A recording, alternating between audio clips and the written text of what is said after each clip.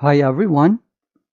Today we're going to study reflections of logarithmic function y equals log of x to base b. In some books you will see this topic, reflections of the parent function y equals log of x to base b. The function f of x equals negative log of x to base b reflects the parent function y equals log of x to base b about the x-axis. Let's see one example. G of x equals negative log of x to base b. Here is the illustration. We have two graphs here. This graph in blue is the graph of the parent function, while this graph in red is the graph of this g of x equals negative of log of x to base b. The reflected function for this g of x is decreasing as x moves from 0 to infinity.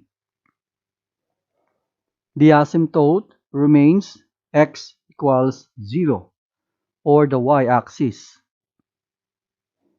The x-intercept remains the point 1, 0. The key point changes to the point b raised to negative 1, comma 1. The domain remains from 0 to positive infinity. The range remains from negative infinity to positive infinity.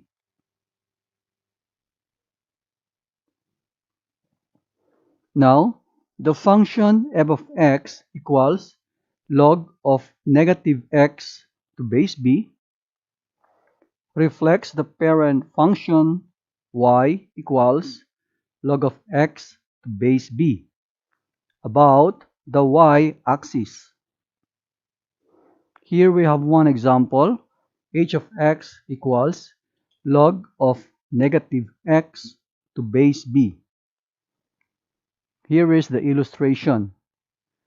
This graph in blue is the graph of the parent function f of x, while this graph in red is the graph of the reflected function h of x equals log of negative x to base b.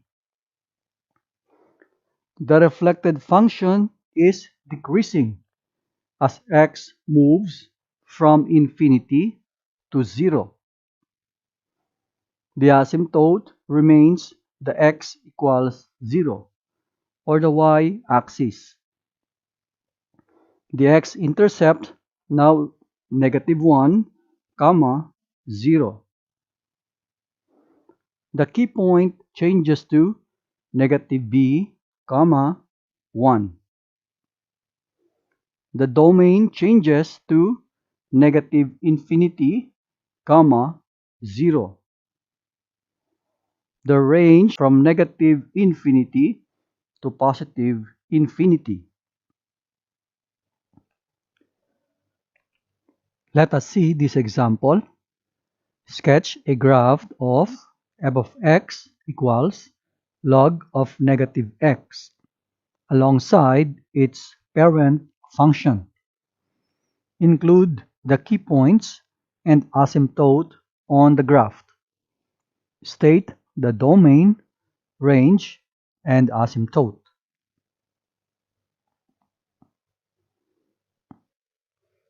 Let us identify the behavior and key points for the graph.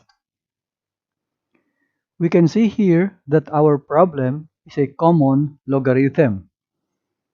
Since the base equals 10, which is greater than 1, the parent function is increasing. Since the input value is multiplied by negative 1, f is a reflection of the parent graph about the y-axis. Thus, f of x equals log of negative x will be decreasing as x moves from negative infinity to 0, and the right tail of the graph will approach the vertical asymptote x equals 0. The x-intercept is the point -1, 0.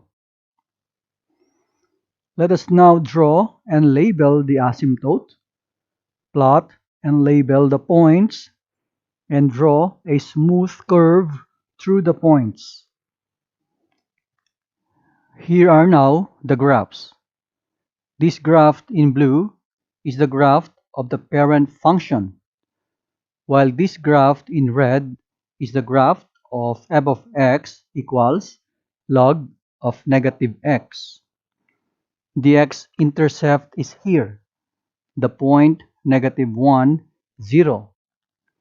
And there is this one key point, which is -10, 1. For the domain, we write from negative infinity to 0. The range is now from negative infinity to positive infinity. And the vertical asymptote is the y-axis, and we write x equals 0. This is now the final answer. I hope you learned something from this video. See you again next time.